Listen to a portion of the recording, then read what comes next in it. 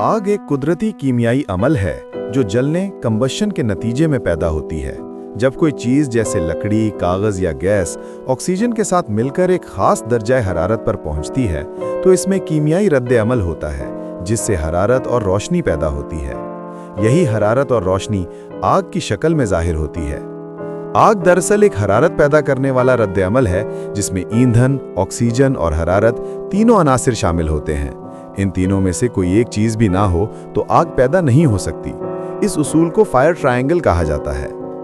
आग गर्म इसलिए होती है क्योंकि जलने के अमल में एटमों के बंधन टूटते हैं और उनसे एनर्जी खारिज होती है। ये एनर्जी हरारत की सूरत में बाहर आती है जो इतनी तेज होती है कि इर्द गिर्द की हवा, अशिया और जिस्म तक को गर्म या जला सकती है। आग की तपश मुख्तलिफ मवाद पर मुनहसिर होती है। मसलन लकड़ी की आग निस्बतन कम गर्म होती है जबकि पेट्रोल या गैस की आग बहुत ज्यादा हरारत पैदा करती है। यही वजह है कि आग को हमेशा एहतियात से इस्तेमाल करना जरूरी है क्योंकि ये फायदा भी पहुंचा सकती है और नुकसान भी।